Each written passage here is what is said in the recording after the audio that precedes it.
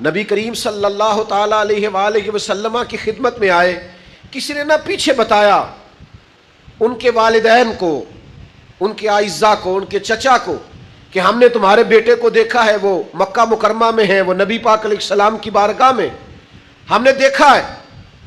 ان کے چچا اور والد نہ قیمت لے کے، جو اس دور میں غلام کی قیمت ہوتی تھی، وہ قیمت لے کے مکے آئے۔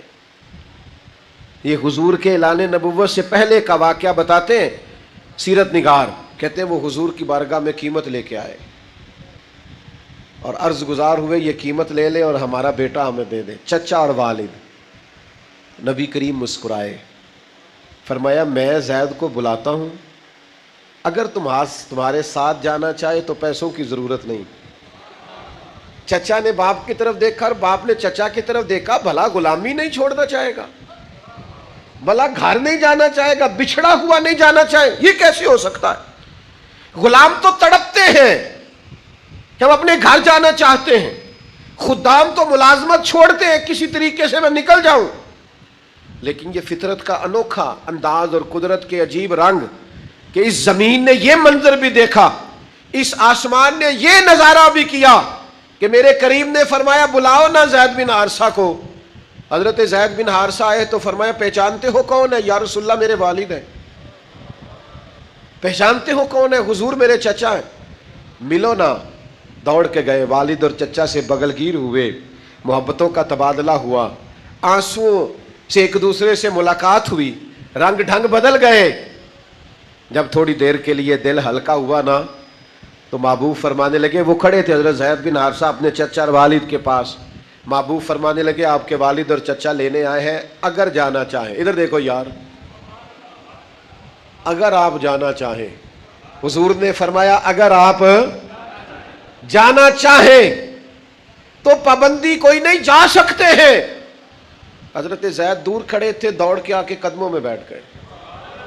وہ دیکھو نا بریلی کے امام بولے، کہنے لگے تیرے قدموں میں جو ہے غیر کا منہ کیا دیکھے، کون نظروں پہ چڑھے دیکھ کے طلبہ تیرا، اور تیرے ٹکڑوں پہ پلوں غیر کی ٹھوکر پہ نہ ڈال، میں جھڑکیاں کھاؤں کہاں چھوڑ کے صدقہ تیرا۔ کہ یا رسول اللہ ساری باتیں آپ کی ٹھیک ہیں، کریم جو آپ فرمائیں درست ہے، والد بھی آ گئے، چچا بھی آ گئے، پر حضور میں آپ کا دروازہ چھوڑ کے کہیں بھی نہیں جاؤں گا۔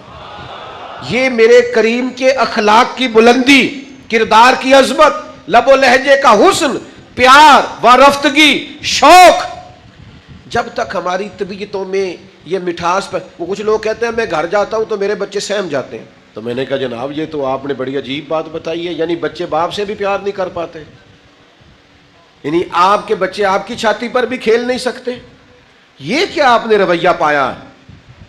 آپ کے بچے آپ سے بھی پیار نہیں کر پاتے؟ اور میرے کریم کا حال یہ ہے کہ حضور نماز پڑھنے میں جاتے تھے تو نواسے نواسیاں ساتھ چلے جاتے تھے، چھوٹے چھوٹے بچے حضور کے نواسے اور نواسیاں جب چھوٹے تھے تو ساتھ چلے جاتے تھے نماز میں بھی۔ او بھائی، اتنی جلدی رویوں کو تلخ کرنا، ناراض رہنا، پریشان رہنا، ہر وقت شکوے کرنا، ہر وقت دکھ ہی سنانا، کچھ لوگوں کو نا زندگی میں جب بھی تجربہ ہوتا ہے تلخ ہی ہوتا ہے، وہ جب بھی آپ کو بات سنائیں گے کہیں گے یار دنیا بڑی خراب ہو گئی۔ تو میں کہتا ہوں نبی پاک کی اتنی شانوں والی امت ہے، آپ کو اچھے لوگ ہی نہیں مل رہے۔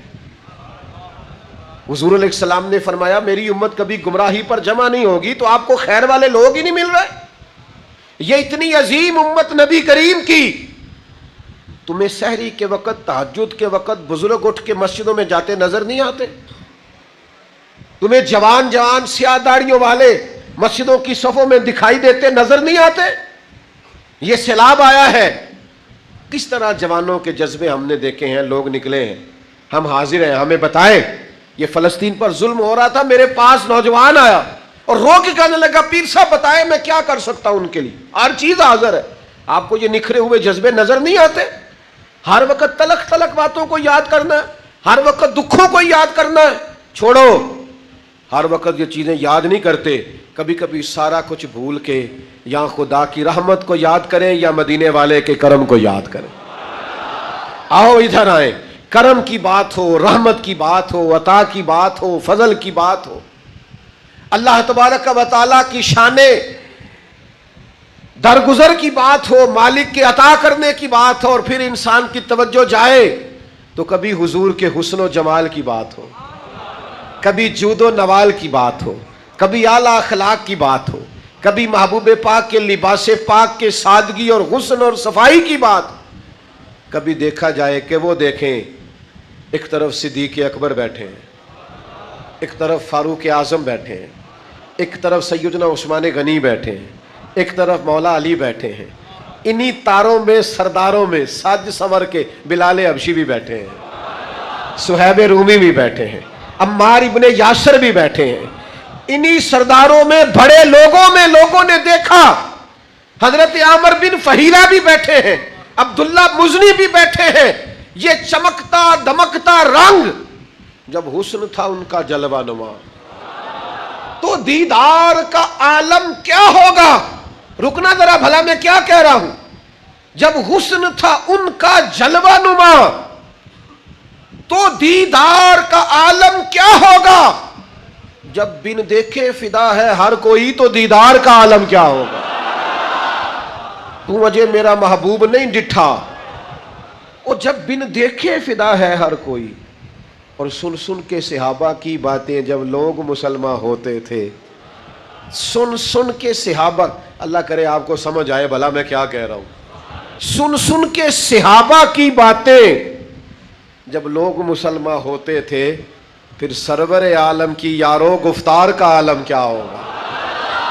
پھر سرور عالم کی یارو گفتار کا عالم۔ تو مرحوم آدم چشتی ایک شخص سے کہا تھا، اس نے کہا تھا تو باتیں زیادہ اس لیے کرتا ہے اور تو تبصرے زیادہ اس لیے کرتا ہے، تو الجھ زیادہ اس لیے گیا ہے کہ تو اجے میرا محبوب نہیں ڈٹھا، جنوں ویخ کے چن شرماوے جے رکھے ہاتھ پھلاں وچ، ہاتھ پھلاں دا مان وداوے، ہاتھ پھلاں دا مان وداوے، تے جے کدی جاوے سیر گلشن دی تے ترتی لف لف جاوے۔ میرے محبوب کے جلوے تو نے ابھی دیکھے، مکھ چند بدر شاہ متھے چمک دی لاٹ۔ اب میں آپ کو وہاں کیسے لے کے جاؤں کہ تسی توڑ گولڑا شریف ہی پہنچ جاؤ، پر وہ بات کیسے کروں؟ مکھ چند بدر شاہ، تو پیر صاحب کو جب زیارت ہوئی نا، میرا تو یہی نظریہ ہے، جب انہیں زیارت ہوئی نا تو انہوں نے ایک زلف مبارک کو پیشانی پہ دیکھا، جب انہیں دیدار ہوا تو اپنی کیفیت بیان کرتے کہتے مکھ چند بدر شاہ شانی ہے، متھے چمک دی لاٹ نورانی ہے، او دی کالی زلف تے اکھ مستانی ہے، تے مخمور اکھی ہیں مد بھریاں۔ اچھا خود ہی بات سنا کے نا شیر تو خود ہی کہنے لگے سبحان اللہ، ما اجمالہ کا، ما احسنہ کا، ما اکملہ کا، اور پھر اپنے آپ کو سمجھاتے کہتے ہیں کتھے مہر علی، کتھے مہر علی، کتھے تیری ثنا، کتھے مہر علی، کتھے تیری ثنا، لیکن رضا نے ختم سخن اس پہ کر دیا، کتھے مہر علی، کتھے تیری ثنا، یہ مشتاق اکھیں کتھے جا لڑیاں۔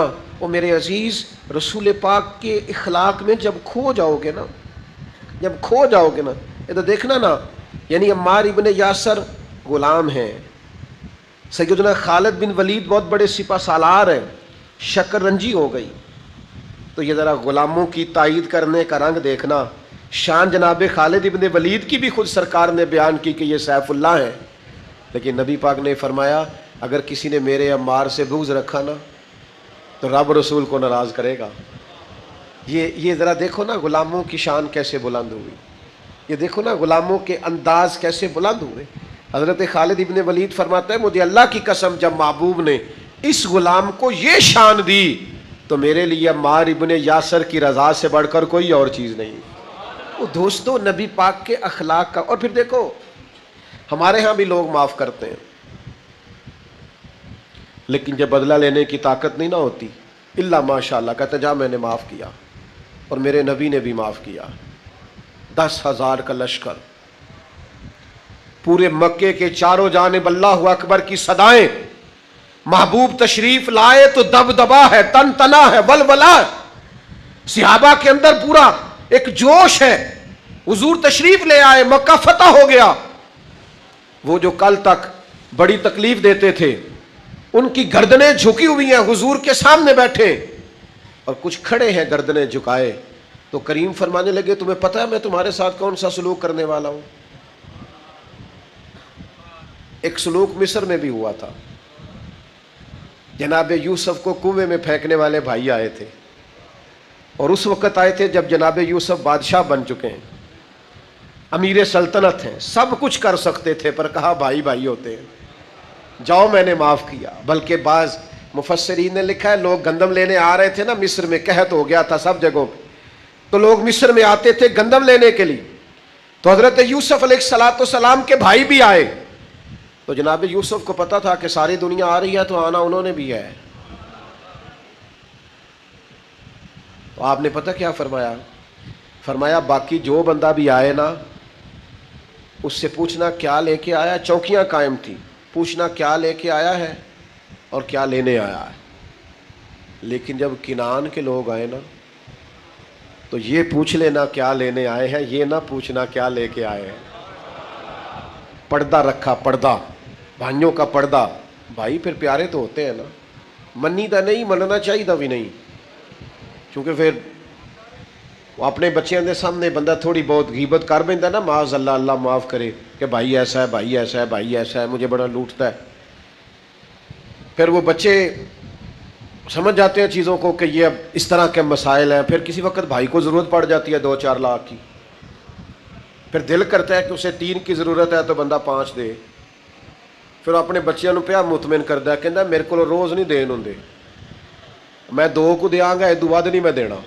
اچھا اندر سے دل کر رہا ہے سارے دے دوں, لیکن وہ اب راضی کر رہا ہے بات بھائیاں دے نال پیار. تے پھر تو حضرت یوسف علیہ السلام نے کہا ان سے یہ بھی نہ پوچھنا کیا لے کے ہیں, بھائی جو ہوئے.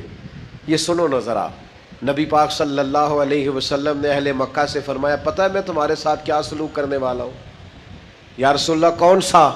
تو نبی کریم فرمانے لگے وہی جو جناب یوسف نے اپنے بھائیوں کے ساتھ کیا, وہی سلوک. جاؤ تم پر کوئی جبر نہیں. میرے دوستو تلخیوں سے نکلو یار, ناراضگیوں سے نکلو. کرو نہ ایک فون اس رشتہ دار کو جس سے ناراض ہو, کو یار جا میں نے معاف کیا, میرے نبی کا میلاد آ گیا ہے, آج کے بعد ہماری دوستی ہے, حضور کا میلاد پاک آ گیا.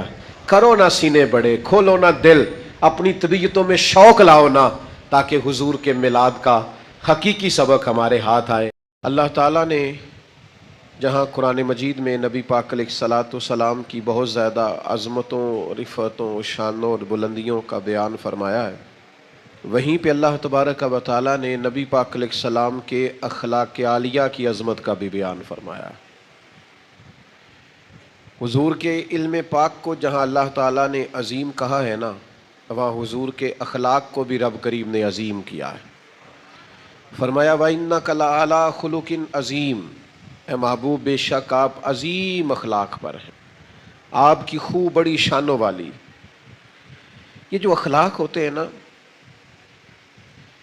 اس کا ایک ترجمہ رویے بھی ہے, اس کا ایک ترجمہ عادات بھی ہے, اس کا ایک مفہوم ہماری باطنی کیفیات بھی ہیں. بعض لوگ یہ سمجھتے ہیں کہ شاید صرف میٹھا بولنے کا نام اخلاق, یہ بھی اخلاق کا بہت بڑا حصہ ہے, لیکن فقط میٹھا بولنا اخلاق نہیں. میٹھا لوگ اپنے مطلب کے لیے بھی بولتے ہیں, کام نکلوانے کے لیے بھی بولتے ہیں, کسی کو شیشے میں اتارنے کے لیے بھی بولتے ہیں. فقط میٹھا بولنا اخلاق نہیں بلکہ سچ بولنا اخلاق ہے. جو انسان کے باطن میں ہو وہی اس کے ظاہر میں ہو, یہ اخلاق ہے. حلم, بردباری, درگزر, محبت, خلوص, خیرخواہی, لوگوں کی بھلائی چاہنا, یہ ساری چیزیں اخلاق ہیں. نبی اکرم صلی اللہ تعالیٰ علیہ وسلم نے ارشاد فرمایا کہ میں نا دنیا میں جو آیا ہوں تو میں مکارم اخلاق کی تکمیل کرنے کے لیے آیا. نبی پاک علیہ الصلاۃ والسلام نے جتنے حسین اور اعلیٰ اخلاق تھے ان سب کی تکمیل فرما دی. اور حضور علیہ الصلاۃ والسلام نے اس بات کی اہمیت کو بھی بیان فرمایا کہ یہ جو اخلاقی رویہ ہے نا انسان کا, یہ کس قدر زیادہ اہمیت کا حامل ہے اور کس قدر زیادہ یہ فضیلت رکھتا ہے۔ حضور علیہ الصلاۃ والسلام کا یہ ارشاد یاد رکھیے گا، کریم فرماتے ہیں کہ اچھے اخلاق کی بدولت انسان دن کو نفلی روزہ رکھنے والے اور رات کو نفلی عبادت کرنے والوں سے بھی زیادہ درجہ پا جاتا ہے۔ یعنی نفلی عبادات جو لوگ کرتے ہیں اور نفلی روزے جو لوگ رکھتے ہیں وہ بڑی فضیلت والے لوگ ہوتے ہیں، لیکن اگر اخلاق اچھا ہونا تو وہ جو فضیلت قائم اللیل کو اور صائم الدہر کو نصیب ہوتی ہے وہ فضیلت اللہ اچھے اخلاق والے کو بھی عطا کر دیتا ہے۔ ہمارے رویوں کے اندر اور ہمارے مزاجوں کے اندر نا آہستہ آہستہ تلخی آ گئی ہے۔ حالات کی تیزی نے، مشکلات نے، اس زمانے کے اتار چڑھاؤ نے، ٹوٹتی بکھرتی سوچوں نے، طرح طرح کی باتیں ہم سوشل میڈیا پہ سنتے ہیں، اس گفتگو نے، سیاسی اور حکومتی لیول پر لوگوں کے رویوں نے، اور پھر مہنگائی کی شدت نے، بعض لوگ حالات میں پستے ہیں تو آہستہ آہستہ طبیعتیں تلخ ہوتی ہیں۔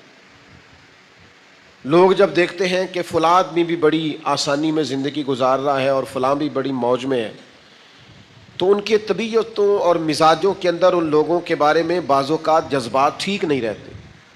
حالات انسان کے رویے کو تلخ کرتے ہیں، لیکن میرے دوستو ہمیں یہ سمجھنا ہوگا، ہمیں یہ غور کرنی ہوگی کہ سب سے سخت ترین حالات اگر کسی نے دیکھے ہیں تو ہمارے نبی کریم علیہ السلام نے دیکھے۔ میرے نبی پاک صلی اللہ تعالی علیہ وسلم نے سب سے زیادہ سخت حالات کا مقابلہ کیا، حالات کی شدت۔ وہ اپنے جو کل تک صادق اور امین کہتے تھے، انہیں جب بتایا کہ میں اللہ کا رسول ہوں تو ان کے رویوں کے اندر تلخی، ان کے لب و لہجے کے اندر شدت، ان کا مخاصمانہ مخالفانہ انداز، اس سب کو محبوب برداشت کرتے اور اس سب کے ہوتے ہوئے بھی حضور مسکراتے۔ اس سب کی موجودگی میں بھی نبی پاک علیہ السلام کے چہرہ نور پر مسکراہٹ رہتی۔ آپ کبھی غور فرمائیں نا، مکہ مکرمہ کے 13 سال کیا سخت مخالفت کی کفار نے، پھر حضور مدینہ طیبہ میں آ گئے تو کبھی بدر کی جنگ ہے، کبھی احد کی جنگ ہے، کبھی خندق کا معرکہ ہے، کبھی کافروں کی سازشیں ہیں، کبھی منافقین کی شرارتیں۔ یہ سارے دکھ بھی محبوب نے دیکھے۔ آپ کی ولادت مبارکہ سے پہلے والد گرامی وصال کر گئے۔ عمر مبارک ظاہری طور پر زیادہ بڑی نہیں ہوئی تھی کہ والدہ تشریف لے گئیں۔ دادا پیار کرتے تھے، رخصت ہو گئے۔ محبت کرتے تھے چچا، ایک وقت پر وہ بھی داغ مفارقت دے گئے۔ وفادار اور پیار کرنے والی زوجہ جناب ختیجہ بھی بچھڑیں۔ محبوب نے اپنی شہزادیوں کو بھی اپنے دست مبارک سے مقدس قبروں میں اتارا۔ لیکن صحابہ فرماتے ہیں ان سارے دکھوں کے باوجود ہم نے اتنا مسکراتے ہوئے بھی کسی کو نہیں دیکھا جتنا مدینے والے محبوب مسکرایا کرتے۔ ہم لوگوں نے نا، یعنی ایک آدھ تکلیف ہوتی ہے لیکن رویہ اتنا تلخ ہوتا ہے کہ بچوں سے پیار کرنا بھی بھول جاتے ہیں۔ حالات صرف کاروباری خراب ہے، صحت بھی ٹھیک ہے، دوست بھی موجود ہیں، گھر بار بھی موجود ہے، لیکن ہم شفقتیں کرنی بھول جاتے ہیں۔ ایک آدھ تکلیف کو، ایک آدھ دکھ کو، ایک آدھ پریشانی کو سر پہ سوار کر کے سارے اخلاقی رویوں کو دفن کر دیں گے، ساری چیزوں کو ملیا میٹ کر دیں گے۔ اور کچھ لوگ ایک بڑا زبردست فلسفہ بھی ہم نے بیان کرتے ہوئے دیکھے ہیں۔ وہ کہتے ہیں جی میں چونکہ بندہ کھرا ہوں لہذا میں تلخ ہوں، میں سچ بولتا ہوں اس لیے لوگوں کو کڑوا لگتا ہوں۔ تو میں نے کہا جناب سچ نہیں کڑوا، آپ کا رویہ ہی کڑوا ہے۔ سب سے زیادہ سچ رسول رحمت نے بولا ہے، پر اتنا میٹھا کر کے بولا ہے کہ لوگوں کی روحوں تک اتر گیا ہے۔ آپ کا انداز ٹھیک نہیں ہے اور آپ ایک نیا فلسفہ گھڑ رہے۔ لب و لہجے میں حسن ہو، خوبصورتی ہو، تکلیفیں آئی جاتی۔ حضور علیہ السلام نہ گزر رہے ہیں، یہ صحیح بخاری میں حدیث ہے۔ سرخ دھاری دار چادر محبوب پاک نے نا مقدس کندھے پہ رکھی ہوئی۔ حضرت انس بن مالک رضی اللہ تعالیٰ عنہ حدیث کے راوی ہیں، وہ فرماتے ہیں کہ حضور گزر رہے تھے تو پیچھے سے ایک بدو آیا، تو اس شخص نے نا پیچھے سے پکڑ کے چادر مبارک کو کھینچا۔ تو فرماتے ہیں میں نے خود دیکھا حضور کی مقدس اور نازک گردن پر نشان پڑ گیا۔ तकलीफ दी उसने। फरमाते हैं यूं पलट के महबूब ने पीछे देखा ना तो कहने लगा या रसूलल्लाह मैं कुछ मांगने आया था। दरवाज़ा जो हमारा ज़ोर से खटखटाए उस फ़कीर को खैरात नहीं मिलती। कहते हैं जा दौड़ जा, तू कोई कर्ज लेने आया। चादर मुबारक को पकड़ के खींचा, मुकद्दस गर्दन मुबारक पर निशान पड़ गया। महबूब ने पलट के देखा और जब कहा ना मैं कुछ मांगने आया था, तो ये है वो मकाम जो समझने वाला है।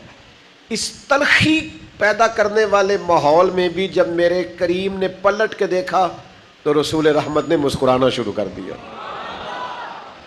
और जिसकी तस्कीन से रोते हुए हंस पड़े, उस तबस्सुम की आदत पे लाखों सलाम। हुजूर मुस्कुराए। और एक रवायत में यूं है कि महबूब ने फरमाया ये जो 2 पहाड़ियों के गिर्द बकरियों का रेवड़ खड़ा सारा इसे दे दो। तो तलखी लोग करेंगे ही। आपको बड़े सारे लोग मिलेंगे जो मिजाज के अंदर तलखी पैदा करेंगे। हमने लोगों को देखा है वो करते हैं। 95% और 99% प्यार करने वाले भी मिलते हैं। तो अगर कोई एक आध सिर्फ तलखी करने वाला मिल जाए तो वो तो वैसे भी होना चाहिए, नहीं तो नजर ही लग जाती है। तो आपको थोड़ा थोड़ा चीज़ों को समझना चाहिए। लेकिन हर बात में नाराज़ हो जाना, हर बात में परेशान हो जाना, हर बात में उलझ जाना, हर वक्त नाराज़ रहना। हज़रत ख्वाजा निज़ामुद्दीन साहब महबूब इलाही रहमतुल्लाह अलैह की खिदमत में आपका एक मुरीद आया कि हज़रत आप हमें हमेशा माफ़ करने का ही सबक देते हैं, आप हमेशा दरगुजर की बात करते हैं और लोग बड़ी तकलीफ़ देने लगे। हुजूर आज के बाद जिसने हमारे रास्ते में कांटे बिछाए ना, हम भी उसके रास्ते में कांटे बिछाएंगे।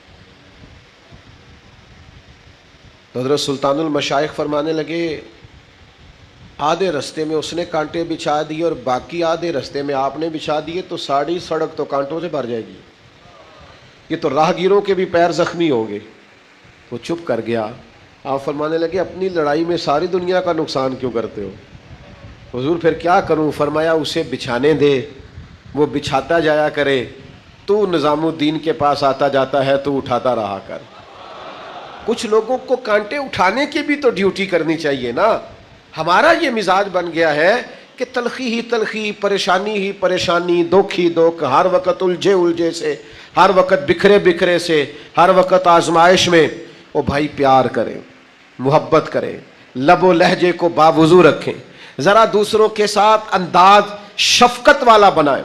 यार कभी तो ऐसा हो ना कि आपके साथ वाकई को तलखी कर गया है पर आप कहें यार फिर क्या, मेरी कौन सा कोई शान है, कोई कर गया बात तो फिर क्या हुआ, असी किसी दे कुछ भी नहीं लगते ना कोई साडा दर्दी। कभी कभी ऐसा होना चाहिए ना, मतलब वो फलाना भी मेरे खिलाफ गल कर फिर की है जे किसी गल कर ले, एडा पाकीज़ा बन के बहने की लोड़ की है। मैं मिसकीन पुराना खादम, ये ते किसे दर मिली न ढोई, ये ते वासफ यार ने नजर जो की थी ते वासफ ही हुई। किसी वक्त इंसान को थोड़ा सा ना जमीन पे भी उतरना चाहिए। यानी कुछ बंदे ना बोलते हैं लफज कहते तू मैनू जानदा नहीं, सुभान अल्लाह। मसलन की हो जी तुसी ये तो जान लइए तो की होएगा, मसलन क्या हो जाएगा? छोड़े आप किस चक्कर में पड़े हुए। आजजी, इनकिसारी, रवैयों की मिठास। मुलाजिमीन के साथ हमारा क्या रवैया होता है? बहुत सारे मुलाजिम दुआएं नहीं मांगते या अल्लाह मेरी जान छुड़ा दे, इल्ला माशाअल्लाह। सब नहीं, अच्छे अच्छे लोग भी हैं, लेकिन ज़्यादातर की बात करता हूँ। लोग बड़ी तकलीफ़ नहीं महसूस करते। और फिर मुलाजिम अगर कोई ऐसा हो बेचारा जिसका घर बार कोई ना हो, कुछ तो चलो तलखियों से बचे, पर 5 बजे तो घर चले गए ना। और अगर किसी का घर भी कोई ना हो फिर रहना पड़े तो कितना मुश्किल होता है। लेकिन ये आम दुनिया का रिवाज है।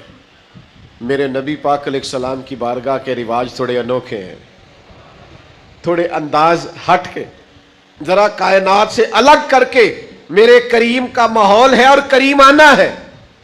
हज़रत ज़ैद बिन हारिसा रदी अल्लाह ताला अन्हु बचपन में बिछड़ गए थे अपने घर से, किसी ने मक्के ला के बेच दिया था। फिर वो बिकते बिकाते सैयदा खतीजतुल कुबरा तक पहुँचे। आपने वो सारी दास्तानें सुनी हुई हैं कि मक्के के लोग और अरब शरीफ के लोग दौरे जahलियत में अपने ग़ुलामों के साथ क्या सलूक करते थे, किस तरह उन्हें मारते पीटते थे। اگر غلام نے جانور دھوپ سے کھول کر چھاؤں میں نہیں باندھا تو مار پڑتی تھی، کیوں نہیں باندھا؟ اور اگر کسی وقت اس نے باندھ دیا تو کہا تو نے پوچھا ہی نہیں، تو اتنا مرضی کا مالک ہو گیا، اب اپنی مرضی کرے گا۔ ہر وقت تکلیف تھی غلاموں کو، لیکن قربان جائے حضرت زید بن حارثہ سیدہ خدیجہ کی بارگاہ میں پہنچے، جب وہ میرے محبوب پاک علیہ السلام کے نکاح میں آئیں تو حضور کی خدمت میں آ گئے۔ انہوں نے بڑے آقا دیکھے تھے، پر جب آئے نا رسول کریم کے حضور، جب آئے نا نبی پاک کی بارگاہ میں، سرور کہوں کہ مالک و مولا کہوں تجھے، باغ خلیل کا گلے زیبا کہوں تجھے، تیرے تو وصف عیب تناہی سے ہے بری، حیران ہوں میرے شاہ میں کیا کیا کہوں تجھے، میں کیا کیا کہوں تجھے، لیکن رضا نے ختم سخن اس پہ کر دیا، خالق کا بندہ اور خلق کا آقا کہوں تجھے۔